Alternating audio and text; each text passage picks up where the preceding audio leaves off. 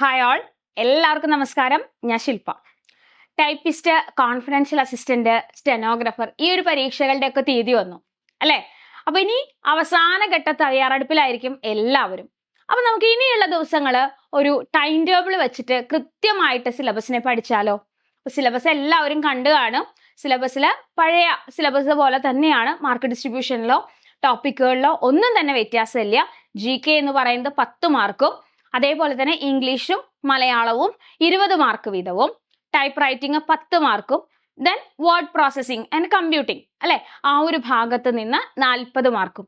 ഇങ്ങനെ തന്നെയാണ് മുൻകാലങ്ങളിലും പരീക്ഷയ്ക്ക് ഉണ്ടായിരുന്നത്.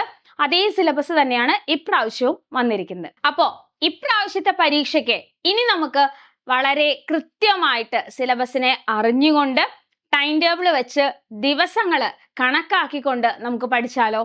അപ്പോൾ നിങ്ങൾക്ക് വേണ്ടിയിട്ട് ഒരു 60 ദിവസത്തെ ടൈം ടേബിളുമായിട്ടാണ് ഞാൻ വന്നിരിക്കുന്നത്. നമ്മുടെ ടൈം ടേബിൾ എന്ന് പറയുന്നത് ഡേ 1 ആ രീതിയിലാണ് സ്റ്റാർട്ട് ചെയ്യുന്നത്. അപ്പം നമുക്ക് ചിലപ്പോൾ രണ്ട് ടോപ്പിക് ഉണ്ടാവും ഒരു ദിവസം പഠിക്കാനായിട്ട്, അല്ല എങ്കിൽ ഒരു ടോപ്പിക്. നമുക്കറിയാലോ, GK എന്ന് പറയുന്ന ഭാഗത്ത് ഇന്ത്യൻ ഹിസ്റ്ററി പറഞ്ഞിട്ടുണ്ട്, Kerala history, Kerala renaissance, then geography, economics, ഇത്രയും ടോപ്പിക്കുകളാണ് പറഞ്ഞിരിക്കുന്നത്. ദെൻ കറണ്ട് അഫയർ ഉണ്ട് കേട്ടോ. അപ്പോൾ ഈ ഭാഗങ്ങളാണ് നമ്മൾ ഉൾപ്പെടുത്തിയിരിക്കുന്നത്. അപ്പൊ ഇന്ത്യൻ ഹിസ്റ്ററി ആദ്യം കുറച്ച് ഭാഗങ്ങൾ നമ്മൾ പഠിക്കുന്നു. അതേ ദിവസം തന്നെ MS ഓഫീസ് അല്ലെ, MS ഓഫീസ് നമുക്ക് വേർഡ്, പവർ പോയിന്റും എക്സലും 2007 ആണ് പഠിക്കാൻ പറഞ്ഞിരിക്കുന്നത്. അപ്പൊ അതിന്റെ ക്ലാസ്സുകൾ നമ്മൾ കാണുന്നു. അപ്പൊ ഇങ്ങനെയാണ് നമ്മൾ അറേഞ്ച് ചെയ്തിരിക്കുന്നത്. അങ്ങനെ നമ്മൾ ഇംഗ്ലീഷ്, മലയാളം ഇങ്ങനെയുള്ള ഭാഗങ്ങളൊക്കെ പഠിച്ച് ആദ്യത്തെ ഒരു 6 ദിവസം പഠിച്ചു കഴിഞ്ഞാൽ നമ്മൾ റിവിഷനിലേക്കാണ് പോകുന്നത്. മനസ്സിലായോ? അപ്പൊ റിവിഷൻ ആണ്. അപ്പൊ ഈ നമ്മൾ പഠിച്ച 6 ദിവസത്തെ കാര്യങ്ങൾ റിവൈസ് ചെയ്യുന്നു, റിവിഷൻ എക്സാം എഴുതുന്നു. അങ്ങനെ അപ്പൊ നമുക്ക് കൃത്യമായിട്ട് സിലബസിൽ മാർക്ക് ചെയ്ത് പോവാനായിട്ട് പറ്റും അല്ലെ? ഏതൊക്കെ ഭാഗങ്ങൾ പഠിച്ചു, ഇനി ഏതൊക്കെ ഭാഗങ്ങൾ പഠിക്കാനുണ്ട് എന്നുള്ളത് കൃത്യമായിട്ട് മാർക്ക് ചെയ്ത് ഈ ഒരു രീതിയിൽ പഠിക്കുകയാണെന്നുണ്ടെങ്കിൽ പോവാനായിട്ട് പറ്റും. അപ്പൊ നോക്കിയേ, ഇവിടെ നമ്മൾ ഇംഗ്ലീഷ് ആദ്യം എടുത്തിരിക്കുന്ന ആർട്ടിക്കിൾസ് ആണ്. ഇംഗ്ലീഷാണ് പൊതുവെ എല്ലാവർക്കും പാട് അല്ലെ, 20 മാർക്ക് ഉണ്ട് അതിനും. അപ്പോൾ ഈ ഇംഗ്ലീഷൊക്കെ പഠിക്കുമ്പോൾ നമ്മൾ എപ്പോഴും ടെൻസ് അങ്ങനെയുള്ള കാര്യങ്ങൾ, അല്ലെങ്കിൽ റിപ്പോർട്ടർ സ്പീച്ച്, പാസീവ് വോയിസ് ഇങ്ങനെയുള്ള ടോപ്പിക്കുകളിലേക്ക് ആദ്യം പോകുമ്പോൾ നമുക്ക് ടെൻഷൻ ആവുക ചെയ്യാം അല്ലെ. അപ്പോൾ ഇവിടെ നമ്മൾ വളരെ സിമ്പിളായിട്ട് വലിയ വലിയ കാര്യങ്ങളൊന്നും മനസ്സിലാക്കേണ്ടാത്ത ആർട്ടിക്കിൾ പോലെയുള്ള ചെറിയ ചെറിയ ടോപ്പിക്കുകളിൽ നിന്നാണ് നമ്മൾ പഠിച്ചു തുടങ്ങുന്നത്.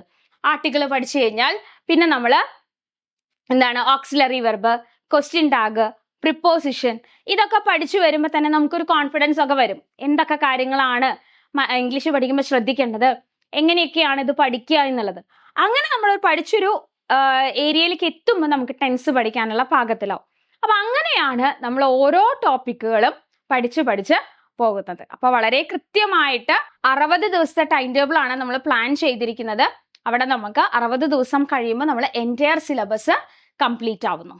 ഓക്കെ, അപ്പോൾ അതിനിടയ്ക്ക് ഓരോ 7 ദിവസം കൂടുമ്പോഴും നമുക്ക് എന്താണ്, റിവിഷൻ ഉണ്ടായിരിക്കും. അതേപോലെ തന്നെ നമ്മളിപ്പോൾ ഒരു 3 ആഴ്ച പഠിച്ചു കഴിഞ്ഞാൽ ഒരു 21 ദിവസം പഠിച്ചു തീർന്നു. അപ്പൊ നമുക്ക് എന്താണ്, ഈ 3 ആഴ്ചത്തെ ടോപ്പിക്കുകൾ ഒരുമിച്ചൊരു എക്സാം. മനസ്സിലായോ? അപ്പൊ അങ്ങനെ കൃത്യമായിട്ട് വർക്കൗട്ടുകളും കൃത്യമായിട്ട് എക്സാമുകളും ഒക്കെ എഴുതി നമുക്ക് ഇനി വരുന്ന കുറച്ച് ദിവസം, അതായത് ഒക്ടോബർ 22-നാണ് പരീക്ഷ, ഇനി വരുന്ന കുറച്ച് ദിവസം വളരെ കൃത്യമായിട്ട് പ്ലാൻ ചെയ്ത് പഠിക്കാം. അതിനായിട്ട് നമ്മൾ പുതിയ ബാച്ചുകളെ സ്റ്റാർട്ട് ചെയ്തിട്ടുണ്ട്. ഇപ്പൊ വരാനിരിക്കുന്ന, അല്ലെങ്കിൽ ഈ ഒക്ടോബർ 22-ന് നടക്കാനിരിക്കുന്ന പരീക്ഷകളിൽ ഏറ്റവും പ്രധാനപ്പെട്ടത് കോൺഫിഡൻഷ്യൽ അസിസ്റ്റന്റ് ഗ്രേഡ് 2 വേരിയസും, അതേപോലെ തന്നെ കമ്പനി ബോർഡിലേക്കുള്ള കോൺഫിഡൻഷ്യൽ അസിസ്റ്റന്റും LD ടൈപ്പിസ്റ്റും തന്നെയാണ് അല്ലെ. അപ്പൊ ഈ ഒരു പരീക്ഷയ്ക്ക് വളരെ കൃത്യമായിട്ട് പ്ലാൻ ചെയ്ത് പഠിച്ചു തുടങ്ങാനായിട്ട് കോമ്പറ്റേറ്റീവ് ക്രാക്കറിലേക്ക് പോരും. നമുക്ക് ടൈം ടേബിൾ അനുസരിച്ച് സിലബസിനെ കംപ്ലീറ്റ് ചെയ്ത് റിവിഷനൊക്കെ കഴിച്ച് പരീക്ഷയ്ക്ക് നല്ലപോലെ പ്രിപ്പയർ ചെയ്യാം. അപ്പോൾ പുതിയ ബാച്ചുകൾ സ്റ്റാർട്ട് ചെയ്യുന്നുണ്ട്. ഡീറ്റെയിൽസ് അറിയാനായിട്ട് താഴെ കാണുന്ന നമ്പറിൽ കോൺടാക്ട് ചെയ്യാം. മാത്രമല്ല, ഈ വരുന്ന ഓഗസ്റ്റ് 11-നാണ് കൺഫർമേഷൻ കൊടുക്കേണ്ട അവസാന തീയതി. ഇനി ഏതെങ്കിലും പരീക്ഷയ്ക്ക് നിങ്ങൾ കൺഫർമേഷൻ കൊടുക്കാനുണ്ട് എങ്കിൽ തീർച്ചയായിട്ടും കൺഫർമേഷൻ കൊടുക്കുക. കാരണം നിങ്ങൾ ഒരു പരീക്ഷയ്ക്ക് മാത്രമാവില്ല അപ്ലൈ ചെയ്തിട്ടുണ്ടാവുക അല്ലെ, ഒന്നിൽ കൂടുതൽ പരീക്ഷകൾക്ക് നിങ്ങൾ തയ്യാറെടുക്കുന്നുണ്ടാവും. അപ്പൊ എല്ലാ പരീക്ഷകൾക്കും വേറെ വേറെ കൺഫർമേഷൻ തന്നെ കൊടുക്കണം. എല്ലാ പരീക്ഷയും ഒരു ദിവസമാണ് എന്ന് വിചാരിച്ചിട്ട് നിങ്ങൾ ഏതെങ്കിലും ഒരെണ്ണത്തിന് മാത്രം കൺഫർമേഷൻ കൊടുക്കുകയല്ല വേണ്ടത്. നിങ്ങൾ എത്ര പരീക്ഷയ്ക്ക് അപ്ലൈ ചെയ്തിട്ടുണ്ടോ അത്രയും കൺഫർമേഷൻ കൊടുക്കണം. റാങ്ക് ലിസ്റ്റുകൾ വേറെ വേറെ ആയിട്ടായിരിക്കും ഉണ്ടാവുക. അപ്പം നിങ്ങൾ ഒരു പരീക്ഷ എല്ലാ പരീക്ഷകളും ഒരു ദിവസമാണെന്ന് വിചാരിച്ചിട്ട് ഒരു പരീക്ഷയ്ക്ക് മാത്രം കൺഫർമേഷൻ കൊടുക്കരുത്. അപ്പൊ എല്ലാവരും കൺഫർമേഷൻ കൊടുക്കുക. അതേപോലെ തന്നെ കൃത്യമായിട്ട് ടൈം ടേബിൾ അനുസരിച്ച് പഠിച്ചു തുടങ്ങാനായിട്ട് ഇങ്ങോട്ട് പോരുക. നിങ്ങളുടെ മെന്ററായിട്ട് ഞാനും ഉണ്ടാവും. അപ്പോൾ കൂടുതൽ വിവരങ്ങൾക്ക് താഴെ കാണുന്ന നമ്പറിൽ കോൺടാക്ട് ചെയ്യാം. അതേപോലെ തന്നെ PSCയുമായിട്ട് ബന്ധപ്പെട്ട എല്ലാ അപ്ഡേഷൻസും നിങ്ങൾക്ക് ഈ ഒരു ചാനൽ വഴിയായിരിക്കും കിട്ടുക. അപ്പോൾ ഈ ഒരു ചാനൽ സബ്സ്ക്രൈബ് ചെയ്യാത്തവരുണ്ട് എങ്കിൽ സബ്സ്ക്രൈബ് ചെയ്യുക, കൂട്ടുകാർക്ക് ഷെയർ ചെയ്യുക. അടുത്തൊരു വീഡിയോയിൽ കാണാം. താങ്ക്